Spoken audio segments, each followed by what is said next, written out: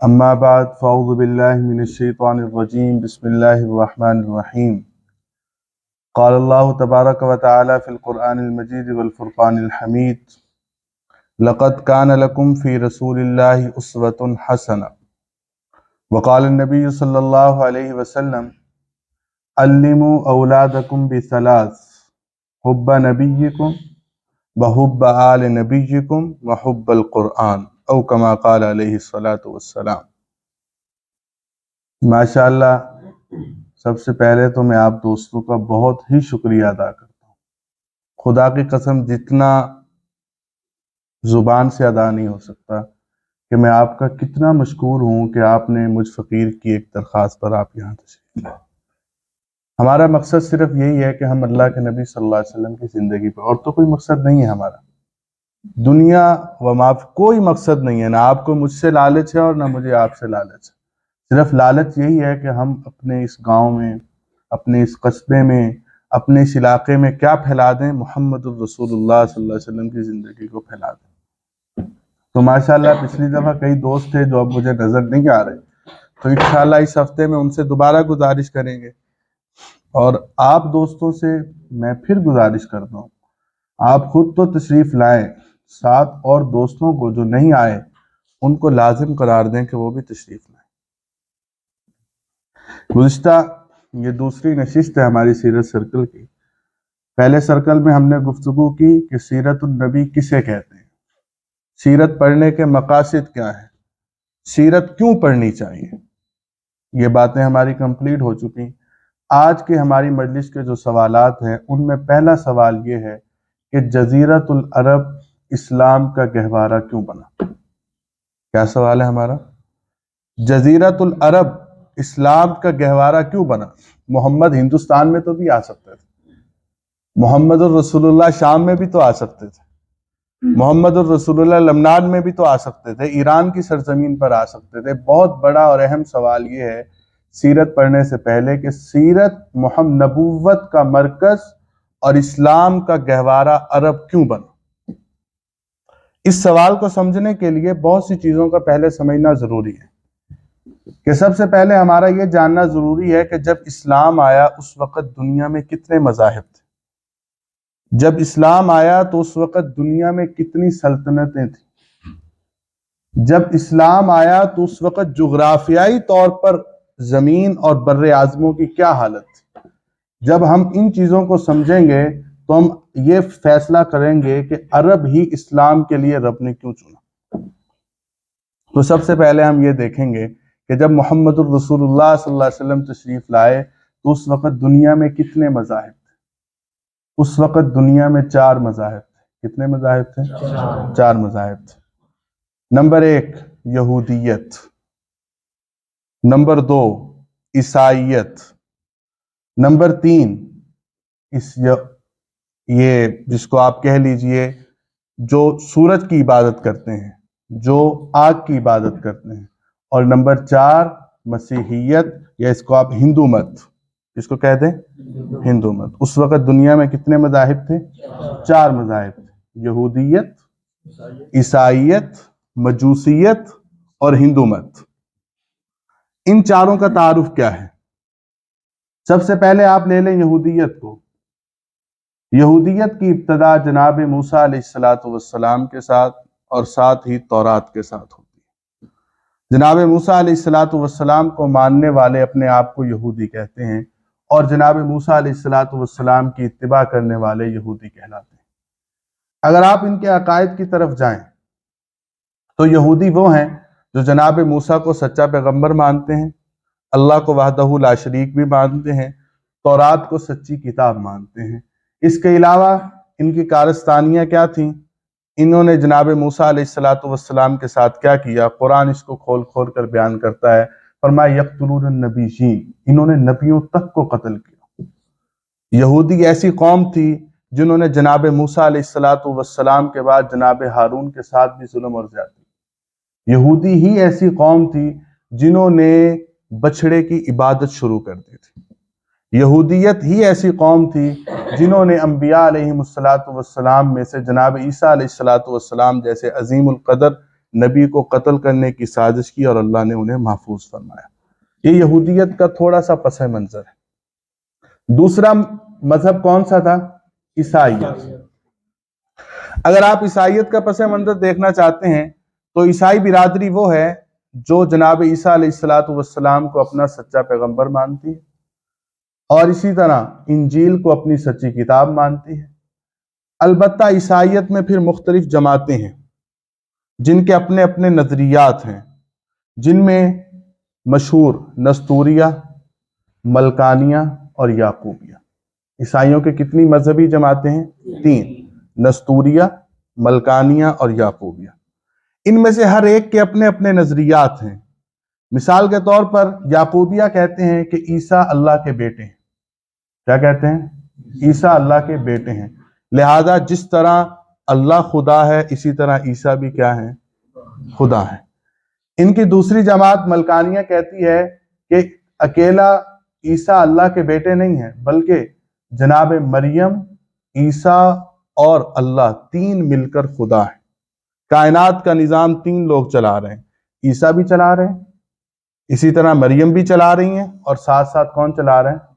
अल्लाह भी चला रहे हैं। और तीसरी जमात नस्तूरिया है, वो कहती है जनाबे वाला अल्लाह और ईसा में कोई फर्क ही नहीं, अल्लाह ईसा में हुलूल कर गए। ईसा का दूसरा नाम अल्लाह है और अल्लाह का दूसरा नाम ईसा है। ये 3 जमातें ईसाइयों की हैं जो इस बात की कायल हैं, इनका खुलासा यही है कि ईसा अल्लाह के बेटे हैं और खुदा है। इस्लाम का नुक्ता नजर क्या है जनाब ईसा अलैहिस्सलातु वस्सलाम के बारे में? आप कुरान खोलिए तो कुरान में वाज़ेह तौर पर बयान किया गया है। फरमाया ईसा या उख्त हारून मा कान अबूकी मुनस्सूम व मा कानत उम्मुकी बगिया। जनाब मरियम अलैहिस्सलातु वस्सलाम अकेले में मौजूद हैं, फरिश्ते आते हैं, फूंक मारते हैं, जनाब मरियम को हमल हो जाता है, मासूम बच्चे की विलादत हो जाती है जिसको ईसा कहते हैं। फरमाया ईसा इंदल्लाहि कमसली आदम, ईसा ऐसे हैं जैसा कि आदम है। आदम अल्लाह ने बिन बाप और बिन माँ के पैदा किया और ईसा बिन बाप के सिर्फ माँ से पैदा किया। और ईसा अलैहिस्सलातु वस्सलाम, और अजीब दास्तान है, वालदा अपनी आई बिरादरी के पास तो जिस तरह आज का उसूल है, बिरादरी ने कहा या उख्त हारून मा काना अबूकी मुनस्सूम, ए हारून की बहन तेरा बाप भी नेक, तेरी माँ भी नेक, तो ये मासूम बच्चा कहां से ले आई? तो जनाब मरियम अलैहिस्सलातु वस्सलाम ने क्या फरमाया? फरमाया फाशारत इलै, ईसा की तरफ इशारा कर दिया। कहती मैंने तो रोजा रखा हुआ, इसी ईसा से पूछ लो। और ईसा मासूम थे, माँ की गोद में बोल उठे काल इन्नी अब्दुल्लाह, मैं अल्लाह का बंदा हूं। आतानी अल किताब वजालानी नबिया, रब ने मुझे नबी भी बनाया और किताब भी अता की। ये इस्लाम का नुक्ता नजर है जनाब ईसा अलैहिस्सलातु वस्सलाम के बारे में। ईसाइयत की अगर आप थोड़ी सी और वजाहत चाहते हैं तो आप एक कदम और बढ़ाएं तो ईसाई जमात जनाब ईसा अलैहिस्सलातु वस्सलाम के मुतालिक ये नजरिया रखती है कि ईसा सूली पर चढ़ा दिए गए। ईसा किस पर चढ़ा दिए गए?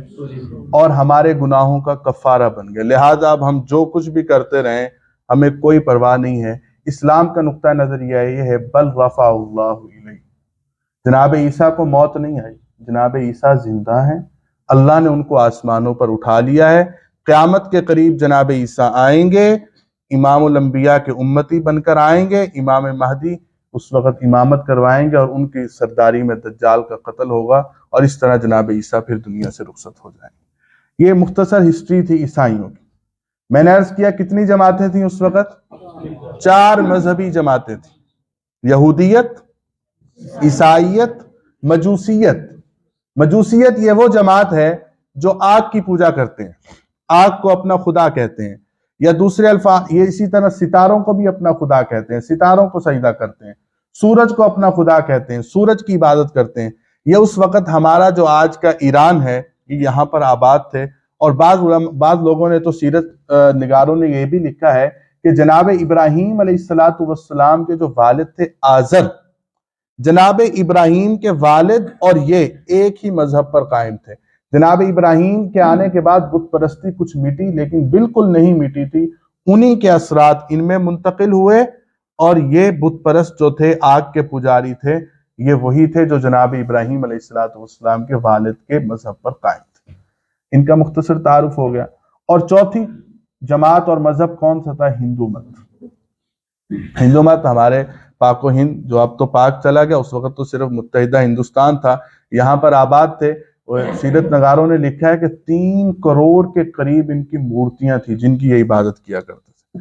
کسی کو بارش کا خدا کہتے تھے، کسی کو بچے دینے کا خدا کہتے تھے، تو مختلف مذاہب کی یہ کیا کیا کرتے تھے؟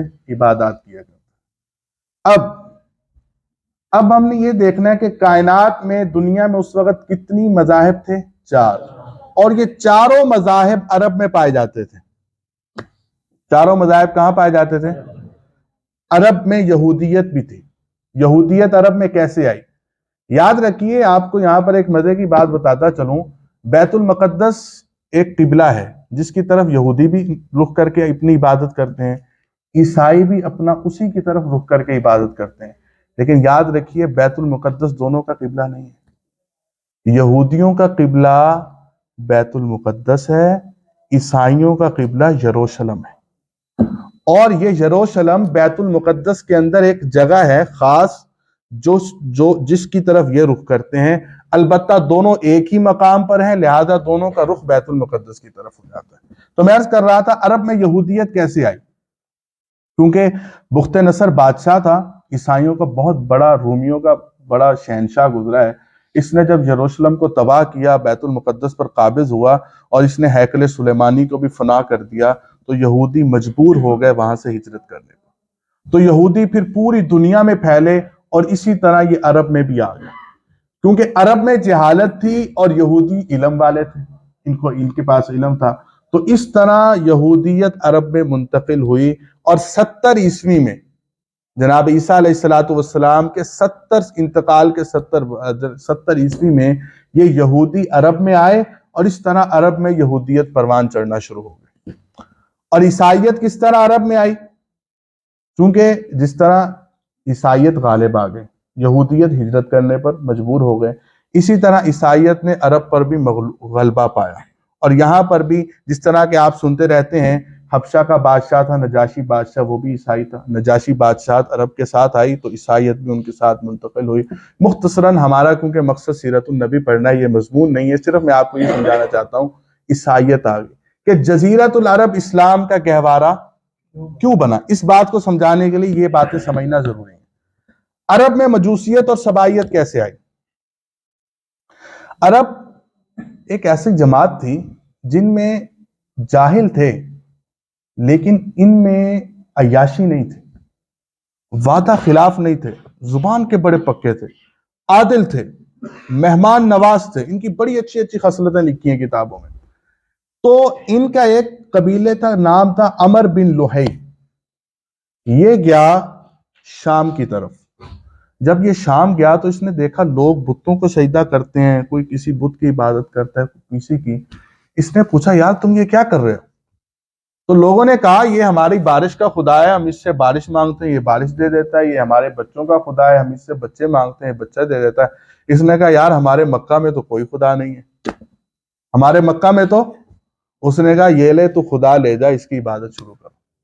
تو عمر بن لوہی ایک قریشی سردار تھا، یہ گیا شام، اس نے شام میں بت پرستی دیکھی، اور وہاں سے ایک بت اٹھایا اور اس کو لے آیا عرب میں، مکہ مکرمہ میں، اور وہ اس نے لا کر رکھ دیا توحید کے بڑے گھر بیت اللہ میں، اور لوگوں نے اس کی عبادت شروع کر دی۔ یوں عرب میں بت پرستی کا آغاز ہوا۔ تو اب عرب میں جس طرح باقی مذاہب جس طرح اپنے پوری دنیا میں موجود تھے، اسی طرح عرب میں بھی یہ کیا تھے؟ موجود تھے۔ تو معلوم ہوا کہ اب یہ ہمیں معلوم ہوا کہ اس وقت مذہبی کیفیت دنیا کی کیا تھی۔ اب آپ آئیں اگر سیاسی کیفیت کی طرف، تو اس وقت 3 بڑی ریاستیں قائم تھیں، جن میں عیسائیوں کی بڑی ریاست تھی، اسی طرح ہندوستان میں ہندوؤں کی بہت بڑی ریاست تھی، اور تیسری ریاست ایرانی بادشاہوں کی تھی، اور جس کو ہم قیصر روم عیسائیوں کا تھا، کسرا ایران کا تھا، اور ادھر ہندو مت۔ یہ 3 بڑی ریاستیں قائم تھیں جب اسلام رونما ہوا۔ اب آپ سمجھیے ہمارے اہم سوال کی طرف آئیے کہ ہمارا سوال کیا تھا کہ اسلام کا گہوارہ عرب ہی کیوں بنا؟ محمد الرسول اللہ صلی اللہ علیہ وسلم کے لیے رب نے عرب کا ہی انتخاب کیوں کیا؟ تو اس کی پہلی وجہ یہ ہے، اور جو بہت بڑی وجہ ہے، کہ اس وقت پوری دنیا کی کیفیت یہ تھی، اگر آپ شاہ روم کو دیکھیں اور روم کی سلطنت کو دیکھیں تو وہ عیاشی میں پڑے ہوئے تھے، علم والے تھے، ظلم بربریت کی انتہا تھی عیسائیوں میں اس وقت، یہودیوں کو یہ قلع کما کر رہے تھے۔ اگر آپ ایرانیوں کو دیکھیں تو ایرانی عیش پرست کی اس قدر انتہا پر چلے گئے تھے کہ ایرانی سب سے افضل نکاح کہتے تھے اپنی بیٹی سے کرنا ہے، اور ایران کے ثانی بادشاہ اس وقت جو رسول اللہ صلی اللہ علیہ وسلم کے دور میں بادشاہ تھا، اس نے اپنی سگی بیٹی سے نکاح کیا۔ ایرانیوں کی یہ حالت ہو چکی تھی۔ اور اگر آپ ہندو مت کے مذاہب کو دیکھیں تو ہندوستان کی حالت یہ تھی کہ عورت کو ایک ٹیشو پیپر سمجھا جاتا تھا، جس عورت کو جوئے میں ہار بھی دیا جاتا تھا، جس عورت کو جب چاہا اگر عورت کا شوہر فوت ہو جاتا، کون فوت ہو جاتا؟ جس طرح شوہر کو آگ لگائی جاتی، زندہ عورت کو بھی جلا دیا جاتا، تو اتنی منحوس ہے کہ تیرا شوہر تو اس سے پہلے فوت ہو گیا۔ تو پوری دنیا کی کیفیت مختلف تھی۔ عیسائیت ظلم کے انتہا پر تھی، ایرانیت عیاشی کے انتہا پر تھی، اور ہندو مت اپنی جہالت کی انتہا پر تھا۔ تو ضروری تھا کہ ایسی برادری اور ایسی قوم کا انتخاب کیا جائے جو قوم ان فسادات سے پاک ہو، جو قوم ان فسادات سے پاک ہو۔ عرب اگرچہ جاہل تھے، عرب اگرچہ ناواقف تھے، لیکن عرب کے اندر ایسی عیاشیاں موجود نہیں تھی، عرب کے اندر ایسی جرائم موجود نہیں تھے۔ اس لیے اللہ رب العزت نے جناب محمد الرسول اللہ صلی اللہ علیہ وسلم کے لیے اور اسلام کے لیے خطہ عرب کا چناؤ کیا، اور وہاں محمد الرسول اللہ صلی اللہ علیہ وسلم کو بھیجا۔ یہ پہلی وجہ ہو گئی۔ لیکن سیرت نگاروں نے اس کا انکار کیا ہے، کیونکہ سیرت نگار اپنی اپنی وجہ بھیجتے ہیں، وہ کہتے ہیں ہم نہیں مانتے۔ یہ کیسے ہو سکتا ہے کہ اللہ چاہتا تو ہندوستان میں نبی کو بھیج کر ہندوستان والوں کو سیدھا کر دیتے، اللہ چاہتے تو ایرانیوں کو بھی سیدھا کروا سکتے تھے۔ تو بعض سیرت نگاروں نے اس کی وجہ کا انکار کیا اور دوسری وجہ لکھی۔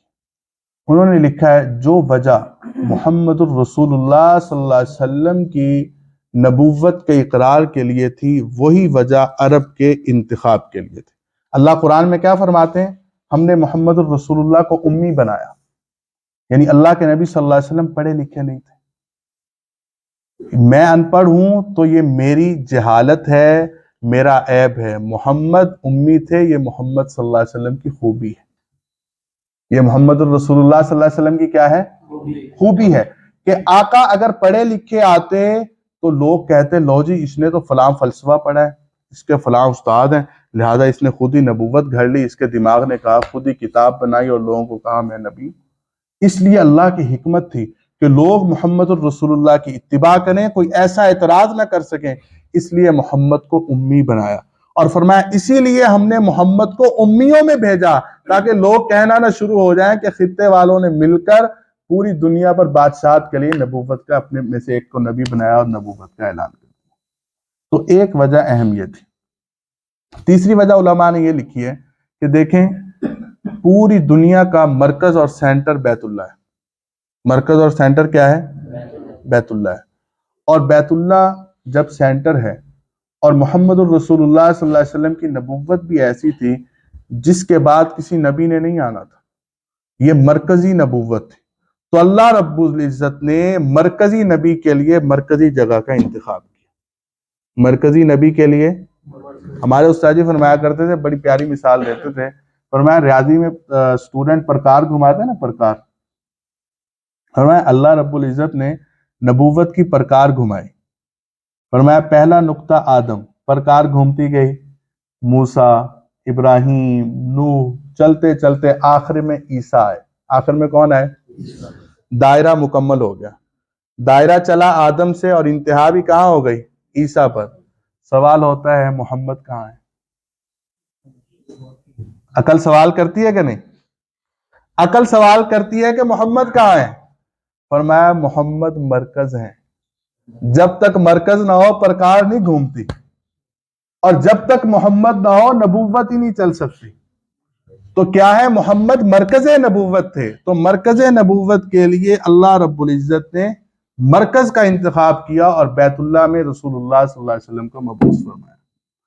اور پانچویں ایک وجہ علماء نے یہ لکھی ہے کیونکہ اللہ کے نبی جہاں پر اور بہت سے فضائل ہیں وہیں پر اللہ کے نبی دعائے ابراہیم کا نتیجہ ہے۔ جناب ابراہیم علیہ السلام نے بیت اللہ کو تعمیر فرمایا تو رسول اللہ صلی اللہ علیہ وسلم نے بیت اللہ کی تعمیر کے بعد اللہ سے ایک دعا مانگی، اے اللہ بیت اللہ بنا دیا، اب اس کی آباد کاری کے لیے مجھے کوئی نبی بھی بھیج دے، کوئی ایسا انسان بھیج دے جو اس کو آباد کرے۔ تو فرمایا کیونکہ ابراہیم نے دعا بھی یہی مانگی اور ابراہیم نے آباد کاری کے لیے بھی یہی جگہ کا انتخاب کیا، تو اسی لیے اللہ رب العزت نے محمد الرسول اللہ کے لیے بھی عرب کا انتخاب کیا۔ تو یہ آپ کو معلوم ہوا کہ جزیرۃ العرب اسلام کا گہوارہ، پتہ چل گیا سب کو؟ کیا سوال تھا ہمارا پہلا؟ کہ جزیرۃ العرب اسلام کا گہوارہ کیوں بنا؟ اس کو 1 منٹ اگر بند کر دیں۔ پہلی بات ہماری مکمل ہو گئی۔ دوسری بات، سیرت کا نقطہ آغاز کہاں سے کیا جائے؟ سیرت کا نقطہ آغاز، سیرت کی ابتدا کہاں سے کی جائے؟ سیرت نگاروں نے مختلف سیرت کی کتابیں لکھی ہیں اور ہر ایک نے اپنے مزاج کے مطابق سیرت کا آغاز کیا ہے۔ کسی نے سیرت لکھنا شروع کی تو اس نے عرب کی تاریخ سے لکھا، کیونکہ محمد الرسول اللہ عرب میں آئے کہ عرب یہاں پیدا ہوئے، عرب ایسے تھے، عرب ایسے تھے، پھر عرب چلتے چلتے یوں ہوا اور پھر محمد الرسول اللہ صلی اللہ علیہ وسلم تشریف لائے۔ کسی سیرت نگار نے سیرت لکھنا شروع کی تو اس نے محمد الرسول اللہ صلی اللہ علیہ وسلم کے جد امجد جناب عبد المطلب سے ہی شروع کی اور سیرت لکھ دی۔ کسی نے جزیرۃ العرب کا، جزیروں کے اعتبار سے سیرت کا آغاز کیا، لیکن کیونکہ ہم نے پچھلی نشست میں نے گزارش کی تھی کہ ہم سیرت پڑھیں گے قرآن کے ساتھ ملا کر۔ کیسے پڑھیں گے سیرت؟ کیونکہ میں نے عرض کیا تھا یہودیت بھی ختم ہو گئی، عیسائیت بھی ختم ہو گئی۔ یہودیت اور عیسائیت کے ختم ہونے کا بہت بڑا سبب یہ ہے کہ یہودیوں نے نبی اور کتاب میں فرق ڈال دیا۔ یہودیوں نے کیا کیا؟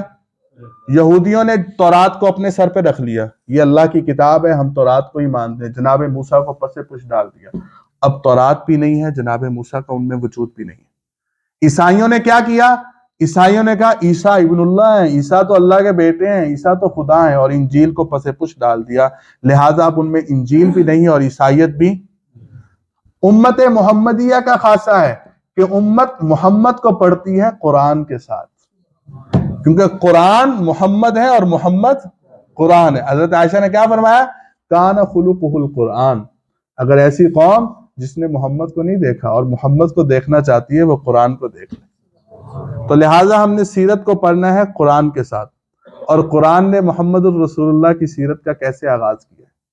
قرآن نے جناب ابراہیم سے آغاز کیا ہے۔ کہاں سے آغاز کیا ہے؟ جناب ابراہیم علیہ السلام سے آغاز کیا ہے۔ ہم بھی جناب ابراہیم علیہ السلام سے آغاز کرتے ہیں۔ اس سے پہلے تھوڑی سی ایک مشکل بات ہے، وہ سمجھ لیجئے کہ عرب کی مشہور 3 قومیں تھیں۔ کتنی قومیں تھیں؟ 3 قومیں، عرب بعیدہ، عرب عاربہ اور عرب مستعربہ۔ کتنی قومیں تھیں؟ عرب بعیدہ، عرب عاربہ اور عرب مستعربہ۔ ہم 2 سے بحث نہیں کریں گے کیونکہ وہ ہمارے رسول اللہ صلی اللہ علیہ وسلم کی برادری سے لی۔ عرب عاربہ، عرب عاربہ یہ وہ قوم تھی جس سے ہم سنتے رہتے ہیں قوم عاد، قوم سمود، یہ عرب عاربہ کی خاندان سے تھی۔ عاد پر جناب ہود علیہ السلام آئے، اسی طرح یہ بت پرست قوم تھی، ان پر اللہ رب العزت نے ہوا کا عذاب بھیجا اور یہ فنا ہو گئے۔ قوم سمود بڑی مضبوط قوم تھی، اللہ رب العزت قرآن میں اس کا جا بجا ذکر کرتے ہیں، بڑے مضبوط تھے، درختوں کو اکھاڑ دیتے تھے، پہاڑوں میں اپنے گھر بناتے تھے، اللہ رب العزت نے ان پر بھی چیخ کا عذاب بھیجا اور یہ ہلاک ہو گئے۔ اور دوسری قوم کیا تھی؟ عرب عاربہ، یہ بعیدہ تھی۔ عرب عاربہ میں اوس، خزرج، یہود کے قبائل تھے جو مدینہ منورہ میں بھی آباد تھے۔ تیسری قوم تھی عرب مستعربہ، یہ ہمارے محمد الرسول اللہ صلی اللہ علیہ وسلم کی برادری تھی۔ کیا تھی؟ عرب مستعربہ۔ اسی میں یہ جناب ابراہیم، جناب اسماعیل اور پھر ہوتے ہوتے اسی سے جناب محمد الرسول اللہ صلی اللہ علیہ وسلم کی ولادت۔ इसके जद्द अमजद थे जनाब इब्राहीम अलैहिस्सलातु वस्सलाम। अब हम पढ़ते हैं जनाब इब्राहीम अलैहिस्सलातु वस्सलाम के अहवाल। जनाब इब्राहीम सबसे पहले तो अल्लाह के बरगुज़ीदा पैगंबर थे। क्या थे? इससे बुलंद मकाम उनका और कोई नहीं। सबसे बुलंदी मकाम यही है कि वो अल्लाह के बरगुज़ीदा पैगंबर। और याद रखिए, नबी होता कौन है? यहां पर बात आ गई, चलो आपको नबी कहते किसे हैं? एक होता है नबी और एक होता है रसूल। रसूल और नबी में फर्क है। रसूल और नबी में फर्क है। नबी उसको कहते हैं जिसको अल्लाह ने नबुव्वत अता की हो, चाहे कोई किताब दी हो या ना दी हो, किताब दी हो या। रसूल उसको कहते हैं जिसको अल्लाह ने नबुव्वत भी दी हो, साथ शरीयत भी दी हो। लिहाजा हर रसूल नबी तो होता है, लेकिन हर नबी रसूल नहीं होता। मुहम्मदुर रसूलुल्लाह सल्लल्लाहु अलैहि वसल्लम रसूल भी हैं, नबी भी हैं, क्योंकि अल्लाह के नबी को कुरान भी दिया गया और साथ नबूवत भी दी गई। जनाब मूसा रसूल भी हैं, नबी भी हैं, क्योंकि किताब तौरात भी दी गई और साथ नबूवत भी दी गई। लेकिन जनाब हारून रसूल नहीं है, सिर्फ नबी हैं, क्योंकि उनको किताब नहीं दी गई, सिर्फ नबूवत दी गई। वो अपने बड़े भाई जनाब मूसा की किताब तौरात की ही इत्तिबा करते थे। समझ आ गई बात? रसूल और नबी में फर्क। हम अपनी चलते हैं कि जनाब इब्राहीम अलैहिस्सलातु वस्सलाम सबसे पहले अल्लाह रब्बुल इज्जत के बरगुज़ीदा पैगंबर थे। और जनाब इब्राहीम अलैहिस्सलातु वस्सलाम की विलादत भी एक अजीब विलादत है। नमरूद के दौर में पैदा हुए। आप सुनते रहते हैं कि जनाब मूसा अलैहिस्सलातु वस्सलाम की विलादत के अजीब अजीब किस्से, लेकिन जनाब इब्राहीम अलैहिस्सलातु वस्सलाम की विलादत का भी कुछ यूं ही किस्सा है। जनाब इब्राहीम अलैहिस्सलातु वस्सलाम की विलादत से पहले नजूमियों ने नमरूद को कहा कि अब ऐसा बच्चा पैदा होगा जो बच्चा तौहीद के अलम को बुलंद करेगा और तेरी सल्तनत को तबाह बर्बाद कर देगा। अब नमरूद ने ऐलान कर दिया कि इस साल कोई मर्द अपनी बीवी के करीब नहीं जाएगा। कोई मर्द अपनी बीवी के करीब, अगर कोई गया और कोई बच्चा पैदा हुआ तो उसको कत्ल कर दिया जाएगा। इधर जनाब आजर जो कि नमरूद के एक खास वजीर भी आप कह सकते हैं, और उस वक्त के आप यूं कह लीजिए कि मजहबी रहनुमा थे। जनाब आजर मजहबी रहनुमा समझे जाते थे। जनाब आजर अपनी ज़ौजा मोहतरमा के करीब चले गए और उससे पैदा हुए जनाब इब्राहीम अलैहिस्सलातु वस्सलाम। जनाब इब्राहीम अलैहिस्सलातु वस्सलाम की विलादत बाबुल शहर में हुई। कौन से शहर में हुई? बाबुल शहर में हुई। आजकल आप उसको कह सकते हैं इराक में हुई। जनाब इब्राहीम अलैहिस्सलातु वस्सलाम की विलादत जैसे हुई, आपकी वालिदा परेशान हो गई कि अब बेटे का क्या किया जाए। अगर आजर को पता चला तब भी नुकसान है, और अगर नमरूद को पता चल गया तब तो कत्ल हो जाएगा। तो जनाब इब्राहीम अलैहिस्सलातु वस्सलाम को इनकी वालिदा मोहतरमा ने लिया और इनको एक गार में रख दिया जाता। रोजाना जाती, वहां इनकी परवरिश करती और फिर वापस आ जाती। यूं 5 साल तक इनकी वालिदा मोहतरमा ने जनाब इब्राहीम अलैहिस्सलातु वस्सलाम की परवरिश की। और चलते चलते जनाब इब्राहीम अलैहिस्सलातु वस्सलाम के वालिद मोहतरम को भी पता चल गया। जनाब इब्राहीम भी बड़े हो गए। कुर्बान जाइए, जनाब इब्राहीम अलैहिस्सलातु वस्सलाम की जिंदगी से 2 बातें समझ आती हैं, एक तौहीद और एक जनाब इब्राहीम अलैहिस्सलातु वस्सलाम के इम्तिहानात में कामयाबी। अजीब दास्तान है। जनाब इब्राहीम अलैहिस्सलातु वस्सलाम अभी 5 साल के हैं और अल्लाह रब्बुल इज्जत ने इतनी अकल और इतने शऊर से नवाजा कि वालिदा मोहतरमा भी मुशरिक थी, क्योंकि पूरा जमाना ही मुशरिक था। इसमें कोई ऐप, क्योंकि पूरी उस वक्त कोई इस्लाम नहीं था, कोई आसमानी मजहब मौजूद नहीं था, तो हर तरफ ये मुशरिक ही थे और नमरूद कोई खुदा कहने वाले थे। अब वालिदा मोहतरमा आपके पास आई और 5 साल की उम्र में है। जनाब इब्राहीम अलैहिस्सलातु वस्सलाम अपनी वालिदा के साथ अब बस्ती की तरफ चल पड़ते हैं। बस्ती की तरफ चलते हैं तो वालिदा से पूछते हैं, अम्मा खुदा कौन है? क्या कहते हैं? खुदा कौन है? कहा, बेटा तेरा खुदा मैं हूं। क्या कहा? तेरा खुदा मैं हूं। कहा, मां तेरा खुदा कौन है? कहा, बेटा मेरा खुदा तेरे वालिद आजर है। कहा, अम्मा आजर का खुदा कौन है? कहा, बेटा आजर का खुदा नमरूद है। कहा, अम्मा नमरूद का खुदा कौन है? रिवायात में आता है अम्मा ने हजरत इब्राहीम को थप्पड़ मारा। जब कहा ना नमरूद का खुदा تو اماں نے ابراہیم کو تھپڑ مارا، کہا بیٹا نمرود ہی تو سب کا خدا ہے، نمرود ہی تو ہمارا مالک ہے۔ یہ جناب ابراہیم علیہ السلام کی 5 سال عمر ہے۔ اب چلتے ہیں، غار سے نکل آئے، والدہ محترمہ سے باتیں ہو رہی ہیں، چلتے چلتے گھر پہنچے، پتہ چلا کوئی ستاروں کی عبادت کر رہا ہے، کوئی سورج کی عبادت کر رہا ہے۔ قرآن نے اس کو اپنے انداز میں یوں بیان کیا، قرآن کہتا ہے جناب ابراہیم علیہ السلام نے ایک دن اپنے والد محترم تھے، والدہ تھی، کچھ اور لوگ تھے، کہا کیا تم چاند کی عبادت کرتے ہو؟ کیا تم ستاروں کی عبادت کرتے ہو؟ فلما رأى القمر بازغا قال هذا ربی، جب چاند کو دیکھا کہ چاند واضح طور پر آیا ہوا ہے، کہا یہ تمہارا خدا ہے؟ انہوں نے کہا ہاں ہمارا خدا ہے۔ جب چاند غروب ہو گیا تو فرمایا یہی خدا ہے جو غروب ہو گیا۔ جب اگلے دن ستارے نکلے تو جناب ابراہیم علیہ السلام نے جب دیکھا ستاروں کو تو کہا یہ تمہارا خدا ہے؟ والدہ نے کہا ہاں یہ ہمارا خدا ہے۔ جب ستارے بجھ گئے تو کہا اماں تمہارا خدا تو بجھ گیا۔ یہ جناب ابراہیم بچپن میں باتیں کر رہے ہیں اپنی والدہ سے۔ والدہ نے کہا بیٹا سورج خدا ہے۔ قرآن کیا کہتے ہیں؟ فَلَمَّا رَأَى الشَّمْسَ بَازِغَةً هَذَا رَبِّي، جب والدہ نے دیکھا سورج کو اور ابراہیم نے بھی دیکھا سورج کو، کہا اماں یہی سورج خدا ہے؟ کہا بیٹا یہی سورج خدا ہے۔ جب سورج ڈوبا تو کیا فرمایا؟ فرمایا یا قوم انی بریء مما تشرکون، اے اماں میں بری ہوں جن کی تم عبادت کرتے ہو وہ تو غروب ہو رہے ہیں۔ کیا غروب ہونے والا خدا ہو سکتا ہے؟ نہیں ہو سکتا۔ تو جناب ابراہیم علیہ السلام کی یہ ابتدا ہے، اور جناب ابراہیم علیہ السلام کی ابتدا ہی سے امتحانات شروع ہو گئے۔ اب جناب ابراہیم بچپن سے لڑکپن کی طرف آتے ہیں، اور قرآن کہتا ہے وَاذْكُرْ فِي الْكِتَابِ إِبْرَاهِيمَ إِنَّهُ كَانَ صِدِّيقًا نَبِيًّا، فرمایا ابراہیم کو یوں یاد نہ کرو، ابراہیم ہمارے سچے اور ایسے رسول تھے جن جیسا کوئی رسول نہیں آیا۔ فرمایا جناب ابراہیم تھوڑے بڑے ہوئے تو والد محترم سے امتحان آ گیا۔ فرمایا یا ابتی لم تعبد، اے میرے ابا ان کی عبادت کیوں کرتے ہو؟ ما لا یسمع، جو سن بھی نہیں سکتے، جو دیکھ بھی نہیں سکتے، جو سمجھ بھی نہیں سکتے۔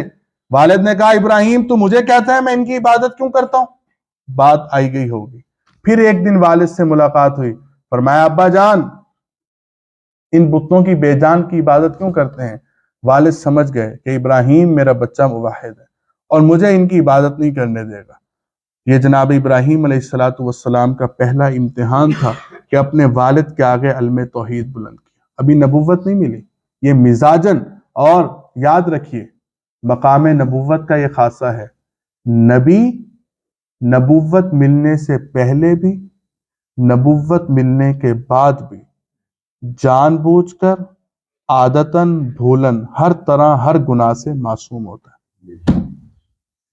یہ نبی کا کیا ہے؟ نبی نبوت ملنے سے پہلے بھی گناہ نہیں کر سکتا، جان بوجھ کر بھی اور بھولے سے بھی۔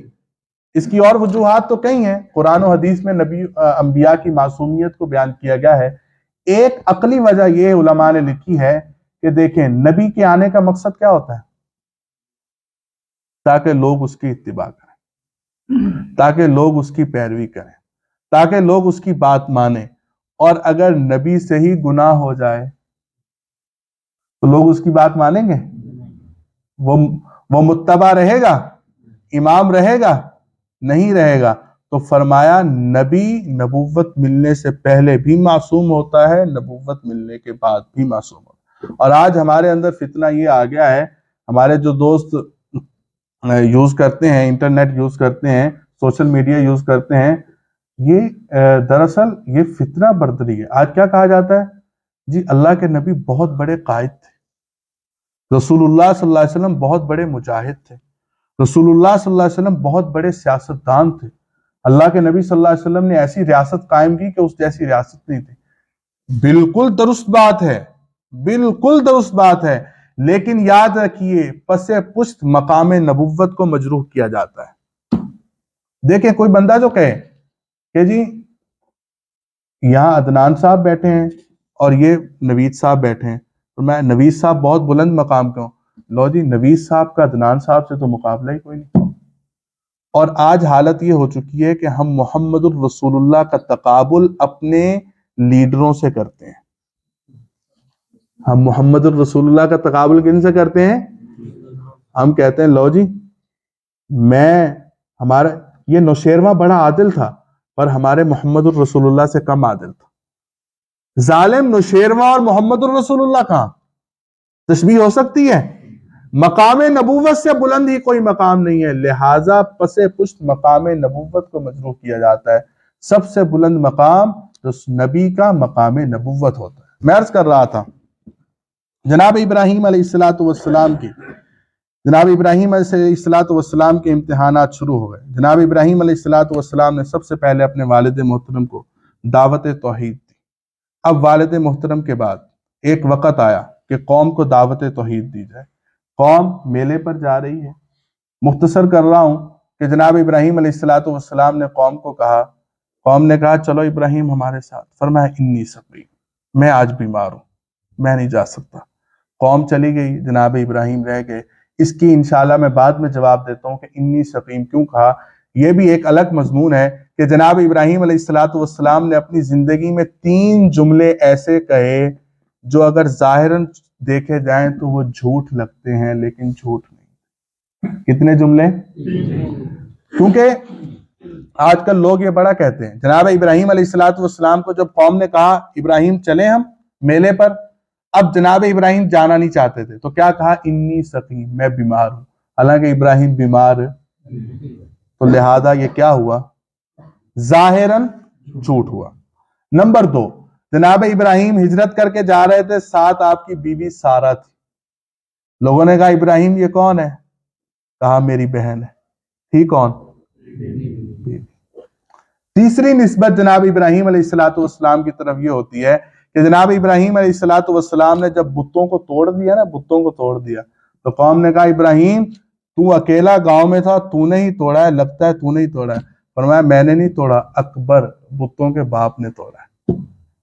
تو یہ 3 نسبتیں ہیں جن کی وجہ سے جناب ابراہیم کی طرف جھوٹ کی نسبت بھی کی جاتی ہے، اور آج کل لوگ پروپیگنڈا کرتے ہیں اور مقام ابراہیم کو کم کرنے کی کوشش کرتے ہیں۔ اس کا جواب انشاءاللہ میں مجلس کے آخر میں دوں گا۔ تو عرض کر رہا تھا قوم میلے پر جا رہی ہے اور جناب ابراہیم علیہ السلام کو کہا ابراہیم چل تو بھی چل۔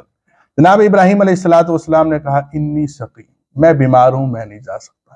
لیکن جناب ابراہیم علیہ السلام کا اپنا اور پروگرام تھا کہ قوم جائے گی، میں پیچھے سے بتوں کو ختم کر دوں گا۔ قوم میلے پر چلی گئی، جناب ابراہیم بت خانے گئے، ہر ایک بت کو توڑتے گئے، زمین پر گراتے گئے، اور جو ہاتھ میں جو کلہاڑا تھا یا آپ کہہ لیجئے بتوں کو توڑنے کا جو بھی آلہ تھا اس کو بڑے بت کے کندھے پر رکھ دیا کہ قوم آئے گی تو دیکھی جائے گی۔ اب قوم آئی، قوم بت خانے میں، عبادت خانے میں گئی اور دیکھا کہ بت ٹوٹے پڑے ہیں۔ کہا اکیلا ابراہیم ہی تو تھا جو بتوں کے خلاف بولتا ہے، لگتا ہے ابراہیم نہیں توڑے ہیں۔ تو ساری قوم ابراہیم کے ارد گرد اکٹھی ہو گئی۔ کہا یا ابراہیم، اے ابراہیم تو نے ہمارے خداؤں کے ساتھ کیا کیا ہے؟ جناب ابراہیم کہتے مالا یسما، جو سن نہیں سکتے، جو فائدہ نہیں دے سکتے، جو نقصان نہیں دے سکتے، وہ خدا کیسے؟ اور اگر خدا ہے تو ابراہیم ان کو نقصان کیسے دے سکتا ہے؟ اگر وہ خدا ہی ہے تو ابراہیم ان کو نقصان کیسے دے سکتا ہے؟ تو جناب ابراہیم علیہ السلام کا ان سے بات ہوئی۔ الغرض یہ بات چلتے چلتے دربار نمرود تک پہنچ گئی۔ نمرود نے طلب کر لیا جناب ابراہیم علیہ السلام کو، کہا ابراہیم کو میرے دربار میں لے آؤ۔ 3 پارے میں اللہ رب العزت اس کو واضح طور پر بیان کرتے ہیں۔ فرمایا جب جناب ابراہیم علیہ السلام پہنچے نمرود کے دربار میں، نمرود نے کہا ابراہیم، جناب ابراہیم داخل ہوئے، اور قدرتی طور پر نمرود کے دربار کا یہ اصول تھا کہ جو بھی دربار میں آتا نمرود کو پہلے سجدہ کرتا پھر بات کرتا۔ جناب ابراہیم داخل ہوئے تو سجدہ نہیں کیا۔ نمرود نے پوچھا ابراہیم تو نے دربار شاہی کا خیال کیوں نہیں رکھا، سجدہ کیوں نہیں کیا؟ فرمایا میں تجھے خدا نہیں مانتا، تجھے سجدہ کیوں کروں، میں تو ایک خدا کو سجدہ کرتا ہوں۔ جناب ابراہیم علیہ السلام سے نمرود نے کہا نمرود خدا ہے کون؟ خدا کسے کہتا ہے تو؟ وہ کیا چیز ہے جو خدا میں ہو اور مجھ میں نہیں ہے؟ جناب ابراہیم علیہ السلام بولے خدا وہ ہے جو زندہ بھی کرتا ہے، مارتا بھی ہے، کبھی زندوں کو اٹھا دیتا ہے، کبھی زندوں کو موت دے دیتا ہے، اور یہ کسی غیر خدا میں صفت نہیں پائی جاتی۔ نمرود تھا، کہا ابراہیم یہ تو میں بھی کر سکتا ہوں۔ یہ تو ایک سزائے موت، جس کو سزائے موت ہو چکی تھی اس کو بلایا اور کہا دیکھ میں نے اس کو آزاد کر دیا، اور ایک بیچارے معصوم بندے کو پکڑا اور اس کو قتل کر دیا، کہا دیکھ اس کی زندگی تھی میں نے اس کو قتل کر دیا۔ اب جناب ابراہیم علیہ السلام نے، قرآن کہتا ہے، اپنا لہجہ بدلا۔ جناب ابراہیم علیہ السلام نے اپنا انداز بدلا، فرمایا میرا خدا وہ ہے جو مشرق سے سورج نکالتا ہے مغرب میں غروب کر دیتا ہے، اگر تو خدا ہے تو مغرب سے نکال اور مشرق میں غروب کر دے۔ فرمایا فَبُہِتَ الَّذِي كَفَرَ، بوہت کا مطلب بندہ بھوتر گیا، ہم اپنی زبان میں کیا کہتے ہیں؟ حواس باختہ ہو گیا۔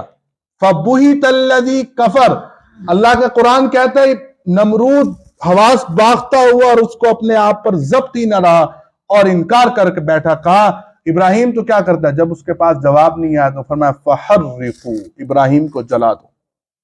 کیا حکم دے دیا؟ ابراہیم کو جلا دو۔ اور کیسا جلایا گیا؟ قربان جائیے جناب ابراہیم علیہ السلام کی زندگی پر۔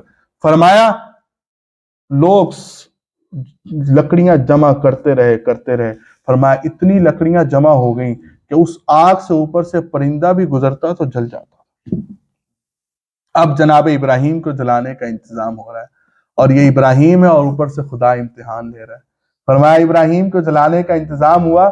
اب لوگ کہتے ہیں کہ ہمارے اندر قوت نہیں کہ ابراہیم کو آگ میں پھینکے، جو قریب جاتا ہے وہ جل جاتا ہے۔ اب شیطان نے ان کے ذہن میں تدبیر ڈالی کہ ایک منجنیق تیار کرو، منجنیق سے ابراہیم کو باندھو، اس کو گھماؤ، خود ابراہیم آگ میں گر جائے گا۔ جس طرح گولے بارود پھینکنے کے لیے منجنیق کا استعمال کیا جاتا ہے، منجنیق تیار کی گئی، جناب ابراہیم کو اس کو باندھا گیا۔ مفسرین نے لکھا ہے کہ جس وقت یہ بات ہوئی تو پوری کائنات کی ہر مخلوق تڑپ اٹھی کہ رب کا پیغمبر اور آگ میں کود جا رہا ہے اور آگ میں گر رہا ہے۔ فرمایا ساری جب قوم فرشتے اللہ کے دربار میں پہنچے، اللہ رب العزت نے ہر مخلوق کو اجازت دی کہ جاؤ ابراہیم سے کہو کہ ہم تیری مدد کو آئے ہیں اور اس کی مدد کرو۔ فرشتے بھی آ گئے، ساری مخلوقات آئیں۔ ابراہیم علیہ السلام نے کہا، فرمایا حسبی اللہ، مجھے میرا خدا کافی ہے۔ اگر خدا ابراہیم کو جلانے پر راضی ہے تو ابراہیم جلنے پر راضی ہے۔ فرمایا جناب ابراہیم علیہ السلام کو پھینکا آگ میں، اور جناب ابراہیم گئے، اور اللہ رب العزت نے کہا کونی بردم و سلاما، فرمایا آج بردم و سلاما۔ یہاں میں کہا کرتا ہوں قرآن کو سمجھ کر پڑھا جائے تو عجیب لطف آتا ہے۔ قرآن نے کیا کہا؟ بردم و سلاما، ٹھنڈی ہو جا اور سلامتی والی ہو جا۔ کبھی کبھی ٹھنڈک بھی تکلیف دیتی ہے، اس لیے تو ہم نے جرسی پہن رکھی۔ ٹھنڈک بھی کیا دیتی ہے؟ اللہ نے یہ نہیں کہا ٹھنڈی ہو جا، فرمایا بردم و سلاما، ایسی ٹھنڈی ہو کہ ابراہیم کو تکلیف بھی نہ پہنچے، سلامتی والی ٹھنڈی ہو جا۔ اور جناب ابراہیم علیہ السلام مہینوں تک وہ آگ جلتی رہی، اور جناب ابراہیم اس میں زندہ رہے۔ اور جب آگ بجھی، لوگوں نے دیکھا کہ ابراہیم زندہ ہے۔ اب نمرود اور خسارے میں چلا گیا، اب نمرود اور پریشان ہو گیا، تو بالآخر جناب ابراہیم علیہ السلام وہاں سے ہجرت کرنے پر مجبور ہو گئے۔ یہاں پر آپ کو ایک بات بتاتا چلوں، لوگ کہہ دیتے ہیں جو قرآن کا انکار کرتے ہیں یا ایسی چیزوں کا انکار کرتے ہیں، وہ کہتے ہیں عقل اس بات کو تسلیم نہیں کرتی کہ ابراہیم آگ میں گئے ہوں اور آگ نے ان کو نہ جلایا ہو، آگ نے ان کو۔ اگر میں تمہیں کسی محمد کے غلام کا ایسی بات بتلاؤں، قربان جائیے، جناب محمد الرسول اللہ صلی اللہ علیہ وسلم کا انتقال ہو گیا۔ آقا کا انتقال کے بعد جہاں اور کئی فتنے اٹھے تو ایک فتنہ یہ اٹھا کہ لوگوں نے نبوت کے دعوے شروع کر دیے۔ کوئی کہتا میں نبی ہوں، کوئی کہتا میں نبی ہوں۔ مسیلمہ کذاب اٹھا، اسود انسی اٹھا، یمن کے علاقے میں اسود انسی اٹھا اور اس نے کہا میں اللہ کا نبی ہوں۔ اب جب اس نے کہا میں اللہ کا نبی ہوں تو اس نے گرد و نواح کے سرداروں کو بلانا شروع کر دیا اور اس سے اپنی بیعت لینا شروع کر دی۔ اسی طرح اس نے حبیب بن زید انصاری، اللہ کے نبی کے ایک غلام ہیں، انہوں نے کلمہ تو پڑھ لیا تھا اللہ کے نبی کی حیات میں، لیکن اللہ کے نبی کا دیدار نہیں کر سکے تھے، لہٰذا ان کو ہم تابعی کہتے ہیں، صحابی نہیں کہتے۔ ویسے انہوں نے دور نبوت پایا ہے لیکن دیدار مصطفیٰ نہیں کیا۔ حبیب انصاری آئے اور اس نے کہا حبیب انصاری میں سچا اللہ کا نبی ہوں۔ کہا اسود انسی میں تجھے نبی کیسے مان لوں، محمد کے بعد کوئی نبی نہیں۔ کہا حبیب انصاری جانتا ہے میں کیا کر سکتا ہوں؟ کہا تو جو کچھ کر سکتا ہے کر۔ روایات میں آتا ہے جناب صدیق اکبر کا دور ہے، یمن کا شہر ہے، اسود انسی نے آگ جلائی اور حبیب انصاری کو آگ میں پھینک دیا۔ فرمایا ایک ہفتے کے بعد آگ بجھی تو حبیب انصاری صحیح سلامت تھے آگ میں۔ حبیب انصاری اب یہ بات ہوا کی طرح پھیل گئی پوری دنیا میں۔ اب اسود انسی کو ماننے والوں نے کہا اس کو یا مروا دے یا اس کو یہاں سے بھیج دے ورنہ ہماری نبوت کا بیڑا ختم ہو جائے گا۔ اس نے جناب حبیب انصاری کو جلا وطن کر دیا۔ جناب حبیب انصاری وہاں سے چلتے ہیں، ان کو نہیں پتا تھا کہ محمد رسول اللہ فوت ہو چکے۔ مدینہ منورہ دیدار مصطفیٰ کے لیے آئے۔ مدینہ پہنچے تو اللہ کے نبی صلی اللہ علیہ وسلم کا وصال ہو چکا تھا۔ مسجد نبوی میں ایک پلر کے ساتھ ٹیک لگائے بیٹھے تھے کہ عمر بن خطاب آئے، قربان جائیے عمر پر۔ میں کہا کرتا ہوں کہ عمر ایس واحد شخصیت ہے کہ جس نے عناصر اربعہ پر حکومت کی۔ کتنے عناصر؟ 4 ہیں، اسٹوڈنٹ بیٹھے ہیں جانتے ہیں، ہوا، آگ، پانی، مٹی، اور عمر نے 4 پر حکومت کی ہے۔ ایسا کوئی حکومت والا، عمر نے ہوا پر بھی حکومت دی۔ صحابہ کہتے ہیں ہم جہاد کے لیے گئے ہوئے تھے اور جناب عمر مدینہ منورہ میں ہیں۔ مدینہ والے صحابہ کہتے ہیں ہم بھی حیران ہیں، اور جو جنگ والے ہیں وہ کہتے ہیں ہم بھی۔ مسجد نبوی میں منبر پر بیٹھے اور یا ساریت الجبل، پہاڑی کے پیچھے ہو جاؤ، پہاڑی کے پیچھے ہو جاؤ۔ صحابہ جنگ والے کہتے ہیں ہمیں وہاں پر عمر کی آواز آئی یا ساریت الجبل یا ہوا نے عمر کا پیغام پہنچایا۔ تو ہوا پر بھی عمر نے، دریا سوکھ گیا، پانی نہیں دے رہا، جناب عمر نے خط لکھا چلتا ہے تو چل ورنہ بند ہو جا۔ خط دریا میں گرا، آج تک نہیں سوکھا۔ پانی پر بھی عمر نے حکومت کی، آگ پر بھی حکومت کی۔ ویسے آپ کو بات آ گئی تو بتا رہا ہوں، اس لیے وضاحت نہیں کر رہا۔ مدینہ کے قریب سے لاوے نکلے، آگ کے قریب تھا کہ مدینہ چل جائے۔ جناب عمر نے اپنی چادر بھیجی، کہا آگ کے آگے میری چادر کر دو اور اس کو کہو پیچھے چلی جا۔ صحابہ نے چادر کی، آگ پیچھے چلی گئی۔ عمر نے آگ پر بھی حکومت کی، عمر نے مٹی پر بھی حکومت کی۔ جب زلزلہ آیا تو اپنا درہ مارا، کہا زمین تو ہلتی ہے، کیا عمر تجھ پر انصاف نہیں کرتا؟ تو میں کہا عمر نے عناصر، عرض کر رہا تھا حبیب انصاری مدینے میں پلر کے ساتھ بیٹھے ہیں اور یہاں سے کون آ گئے؟ جناب عمر بن خطاب آ گئے۔ مسافر تھے، دیکھا نیا آدمی ہے مدینہ میں، کہا کہاں سے آئے ہو؟ کہا یمن سے آئے ہو۔ کہا ہم نے سنا ہے محمد کے کسی غلام کو یمن میں آگ میں ڈالا گیا اور وہ زندہ بچ گیا، تو جانتا ہے اس کو؟ تو حبیب انصاری بھی حبیب انصاری تھے، تو کہا اس کا فلاں نام ہے۔ تو کہا لگتا عمر کی فراست پہچان گئی کہ یہی آدمی، اپنا یہ نہیں بتایا کہ میں ہوں، کہا ہاں میں جانتا ہوں اسے۔ تو جناب عمر کی فراست پہچان گئی، کہا تو ہی وہ ہے؟ کہا جی عمر میں ہی وہ غلام۔ تو میں کہا کرتا ہوں کہ آگ میں بچ جانا۔ جناب عمر پھر منبر پر کھڑے ہوئے اور فرمایا ابو بکر، اور جناب ابو بکر زندہ تھے، فرمایا ابو بکر آج میں نے ابراہیم جیسا ایک انسان دیکھ لیا کہ جس طرح ابراہیم آگ سے بچا تھا، یہ ہماری امت کا ابراہیم ہے۔ تو عرض کر رہا تھا جناب ابراہیم علیہ السلام آگے نمرود سے، آتش نمرود سے نکلے، اور جناب سارا، یہ ابھی ان کی شادی نہیں ہوئی تھی، یہ وہاں سے چل پڑے۔ راستے میں ایک مقام پر جناب ابراہیم نے پڑاؤ ڈالا۔ جناب ابراہیم کے ساتھ ان کا ایک بھتیجا جناب لوط علیہ السلام، جن کا آپ نام سنتے رہتے ہیں، یہ جناب ابراہیم کے سگے بھتیجے ہیں، اور جناب ابراہیم کے سگے بھتیجے ہیں، اور یہی تھے جو جناب ابراہیم پر سب سے پہلے ایمان لائے۔ جناب لوط اور جناب ابراہیم دو مسافر ہیں، یہ دونوں جا رہے ہیں۔ راستے میں ایک جگہ پر پڑاؤ ڈالا تو جناب سارا نے جناب ابراہیم کو دیکھا۔ جناب سارا کے متعلق مشہور تھا کہ اللہ رب العزت نے ان کو حسن کی انتہا دی تھی، بہت زیادہ حسین تھی، اور جناب سارا کا جناب ابراہیم علیہ السلام سے نکاح ہو گیا۔ میں زیادہ وقت نہیں لیتا، ہم بات کو مختصر کرتے ہیں۔ یہ جناب ابراہیم اور جناب سارہ یہاں سے چلے اور مصر پہنچ گئے۔ مصر میں اس وقت یا آپ سنتے رہتے ہیں فرعون فرعون فرعون، فرعون کسی کا نام نہیں تھا، فرعون کسی کا نام، بلکہ یہ مصر کے بادشاہوں کا لقب تھا۔ مصر کا جو بھی بادشاہ ہوتا تھا اس کو فرعون کہتے تھے، مصر کا جو بھی بادشاہ ہوتا تھا۔ اب جب موسیٰ آئے اس وقت کون فرعون تھا اس کا نام اور ہے، اور جو اب فرعون تھا اس کا نام اور ہے۔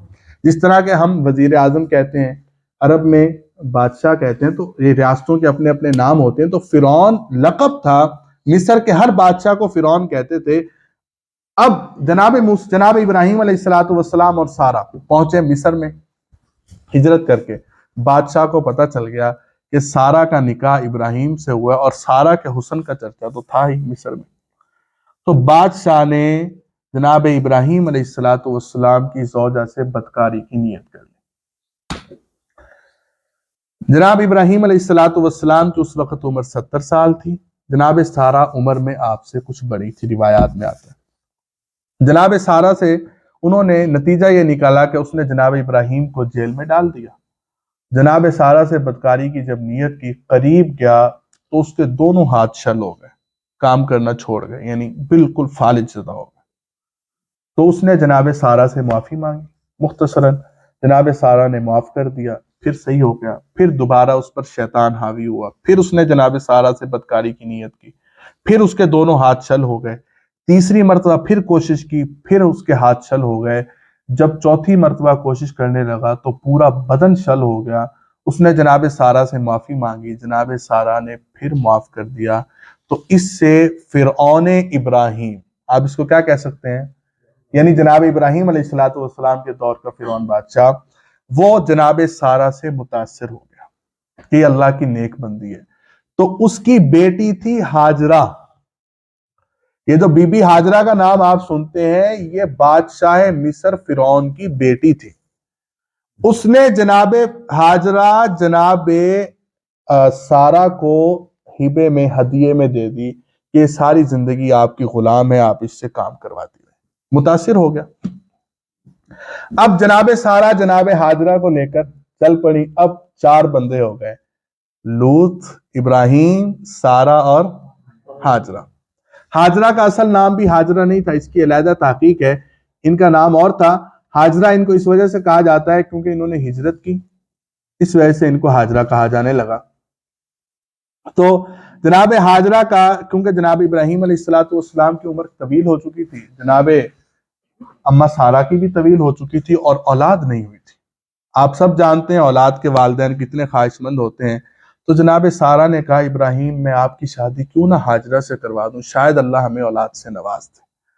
تو جناب ابراہیم علیہ السلام کی شادی جناب سارہ نے جناب ہاجرہ جو کہ ان کی باندی تھی ان سے کروا دی، اور اسی سال اللہ نے جناب اسماعیل سے نواز دیا۔ یہاں پر آپ ایک بات یاد رکھیں کہ جناب ابراہیم کے پہلے بیٹے اسماعیل ہیں، اسحاق نہیں۔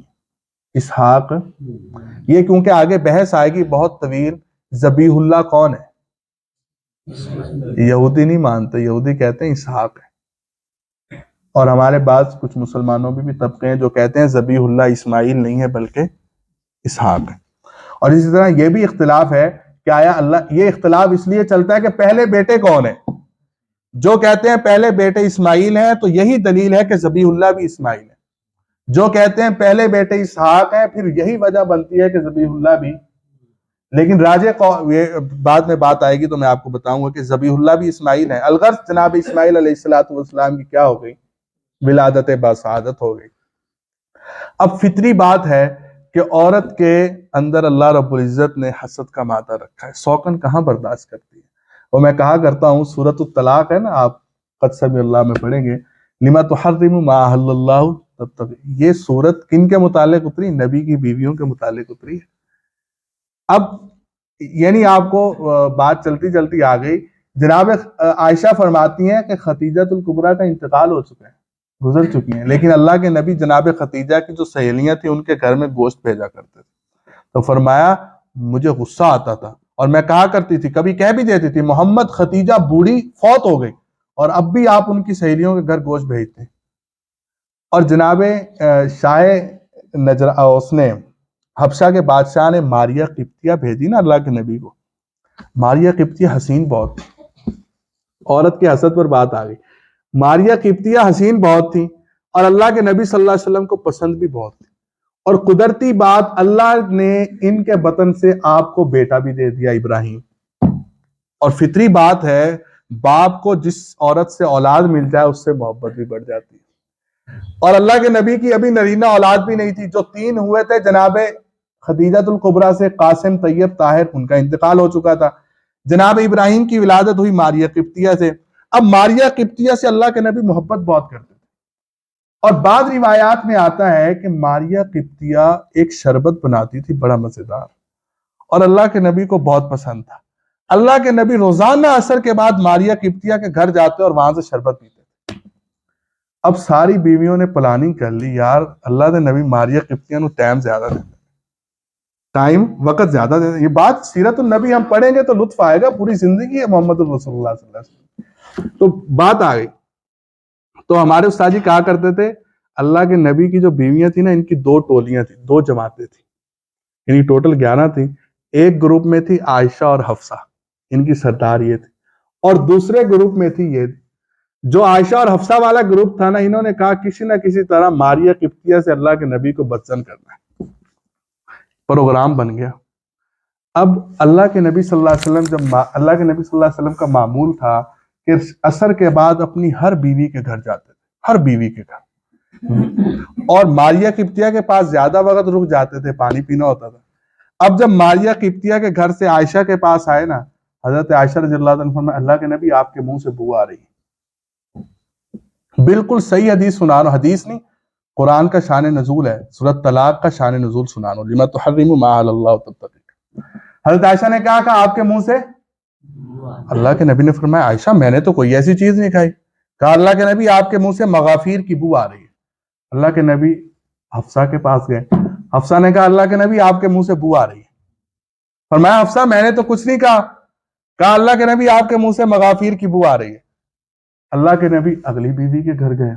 فرمایا 5 بیویوں نے یہی کہا اس نے. اگلے دن پھر ایسے کہا. اللہ کے نبی نے قسم اٹھا لی. فرمایا آج کے دن اللہ کی قسم میں ماریہ قبطیہ کے ہاتھ سے شربت نہیں پیوں گا. یہ کس پر اثر ہو رہا ہے؟ محمد اور ہم اور آپ کس بات کی بولی ہیں؟ یہ عورت بڑی چلاک خاتون ہے. تو عرض کیا اب اللہ کے نبی نے قسم اٹھا دی. خدا تو خدا ہے. خدا نے قرآن اتار دیا. فرمایا لما تحرم ما احل اللہ تبتغی ازواجک. اے محمد ان عورتوں کی وجہ سے حلال چیزوں کو کیوں حرام کر رہے ہو اپنے اوپر؟ چھوڑو اس آپ کے لیے حلال. الغرض میں عرض کر رہا تھا جناب ابراہیم کی بات. اللہ سبحان اللہ تو کہہ دو. جناب ابراہیم علیہ السلام سے اماں ہاجرہ کی شادی کروائی اور کس نے کروائی؟ بی بی سارہ نے. اور جب شادی کروا دی اور بچہ ہو گیا تو اب حسد بھی ہو گیا. کہا اب سارہ سے محبت ہاجرہ سے ابراہیم کو محبت ہو گئی. اب ہاجرہ کو یہاں میرے پاس نہیں رہنا چاہیے. ابراہیم کو کہا ابراہیم ہاجرہ کو کہیں دور چھوڑاؤ. اب قدرتی بات ہے اب جناب ابراہیم کو اسماعیل بھی مل چکے تھے. اب ابراہیم کا دل بھی نہیں چاہتا کہ ہاجرہ کو دور کیسے چھوڑوں. ہاجرہ دور گئی تو اسماعیل بھی دور چلا جائے گا. لیکن قربان جائیے اس اللہ پر. باپ نے اپنی محبت قربان نہیں کی. عرش سے حکم ہوا ابراہیم اس بچے کو بوادٍ غیر ذی زرع میں چھوڑاؤ.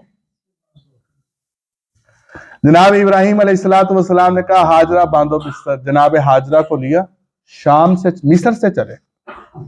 کہاں پہنچے؟ مکہ میں. مکہ میں آئے اور جناب اسماعیل علیہ السلام اور جناب ہاجرہ کو بوادٍ غیر ذی زرع. آپ عربی سمجھیں ذی زرع. ذی زرع کہتے ہیں جہاں ہریالی کو زرع کھیتی. غیر ذی زرع فرمایا وہاں ہرا پتا بھی نظر نہیں آتا تھا. اور ابراہیم پر قربان جائیں معصوم بچہ دودھ پیتا ہے ماں کی گود میں. فرمایا ابراہیم نے دونوں کو چھوڑا اور چل دیا.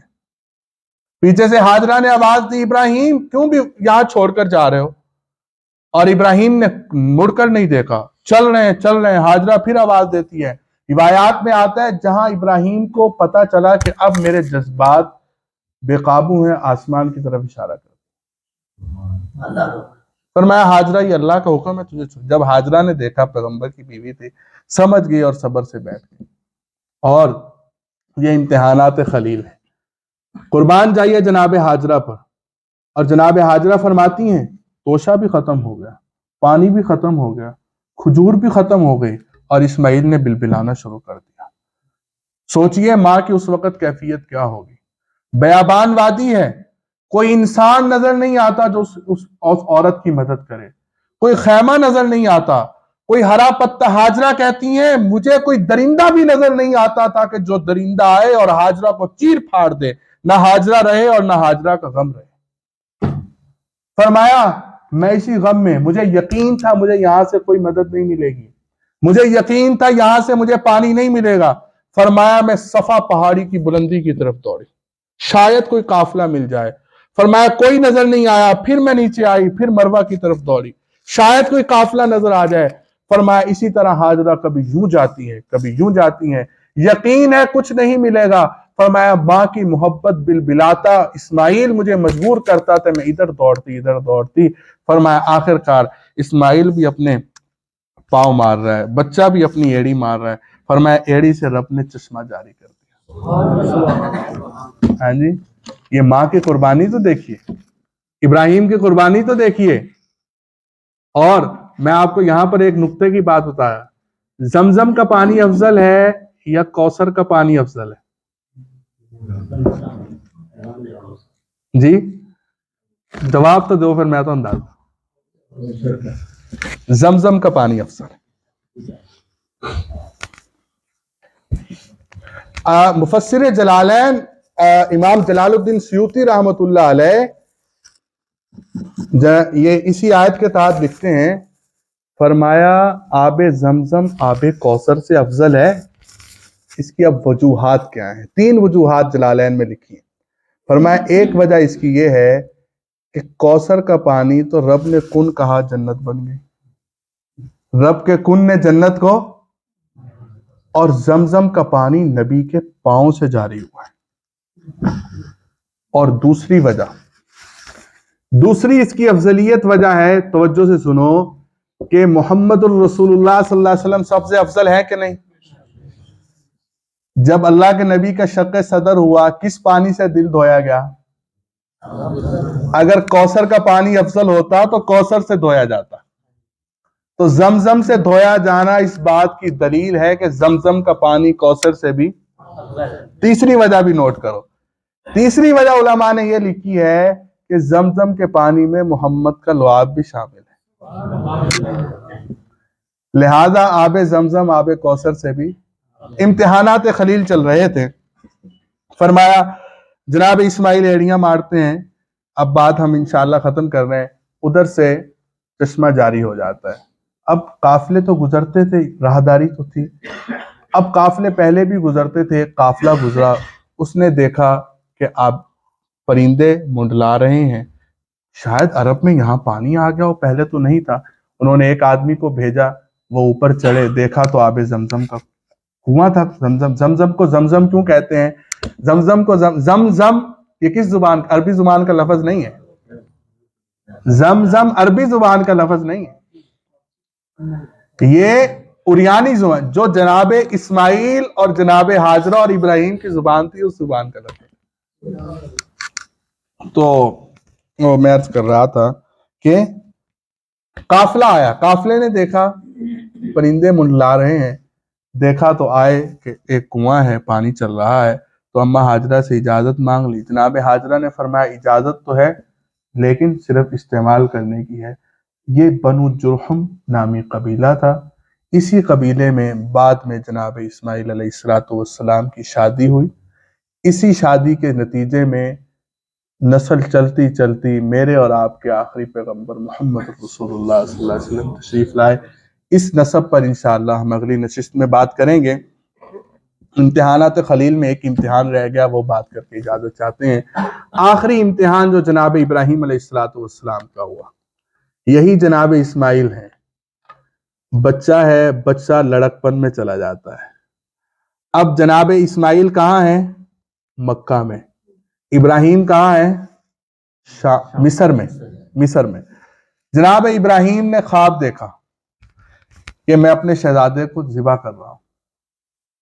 وہاں سے چل دیے آئے, سفر کر کے آئے, کہا بیٹا میں دیکھتا ہوں کہ تجھے ذبح کر رہا ہوں. ففعل ما تؤمر, ابا کر چھڑ جیڑا تینوں حکم دیتا گیا. ففعل اس کا یہی ترجمہ ہے, ففعل ما تؤمر, جیڑا کوئی تینوں کیا گیا تو کر دے. اور جناب ابراہیم علیہ السلام نے شہزادہ اسماعیل کو لیا, تیار کیا, اور طویل واقعہ, پھر کبھی موقع نہیں کیونکہ حالات اصل ہمارا مخصوص سیرت رسول پڑھنے کا, یہ مقدمات. جناب اسماعیل علیہ السلام کو لٹایا اور چھری چلا دی. اور آج اسی کی یاد میں ہم سب کیا کرتے ہیں؟ قربانی کرتے ہیں. میں کہا کرتا ہوں کہ جو حج ہے نا, حج میں نے 1-2 مرتبہ پہلے بھی کہا ہے, حج یہ داستان ابراہیم کا دوسرا نام ہے, عشق ابراہیم کا دوسرا نام ہے. حاجی احرام باندھتا ہے نا, کبھی غور کیا آپ نے؟ حاجی سلا ہوا لباس پہن سکتا ہے, سر پہ ٹوپی پہن سکتا ہے, خوشبو لگا سکتا ہے, جوتا پہن سکتا ہے پورا. کیوں؟ حتیٰ کہ رب کیا کہتا ہے, میرے دربار میں آؤ, مسجد میں آؤ, خوشبو لگا کر آؤ, منہ سے بھی بدبو نہیں آنی چاہیے. اتنے بڑے بیت اللہ میں بلا رہا ہے اور کہتا ہے خوشبو بھی نہ لگا کے آؤ. یہ عشق ابراہیم کے نام ہے.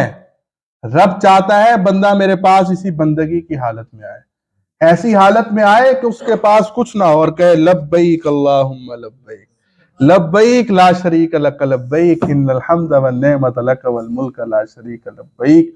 اور ہارون الرشید تھا نا, حج کر رہا ہے اور آیا نا جب حجر اسود کے پاس, اور یوں اس نے حجر اسود پر اپنی پیشانی رگڑنے لگ گیا.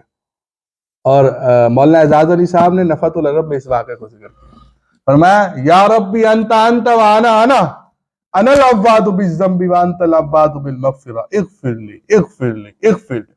عجیب بات, فرمایا مولا تو ہے, میں ہوں, میں گناہوں کا عادی ہوں, تو معاف کرنے کا عادی ہے. ہارون کو معاف کر دے, ہارون کو معاف کر دے.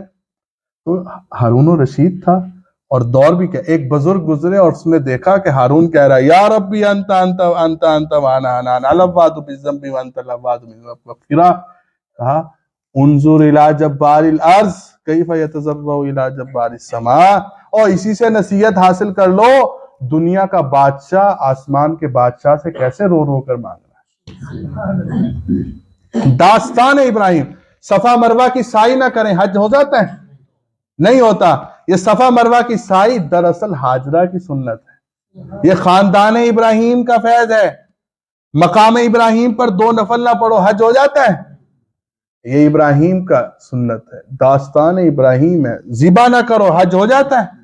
یہ داستان ابراہیم ہے, حج داستان. اور جناب ابراہیم علیہ السلام کی قربانیاں ہیں, اور جناب ابراہیم علیہ السلام کی قربانیوں ہی کا نتیجہ تھا کہ پھر محمد الرسول اللہ صلی اللہ علیہ وسلم تشریف لائے. انشاءاللہ اگلی مجلس میں جناب ابراہیم جناب محمد الرسول اللہ صلی اللہ علیہ وسلم کا نسب, آقا کے اجداد میں کون کون شامل ہیں, ان کا مختصر تعارف, اور اس کے بعد جناب محمد الرسول اللہ صلی اللہ علیہ وسلم کی ولادت کی کچھ باتیں ہوں گی, اور اس کے بعد ہم اجازت چاہیں گے. میں آپ دوستوں سے پھر گزارش کرتا ہوں, دوست سارے تشریف لایا کریں.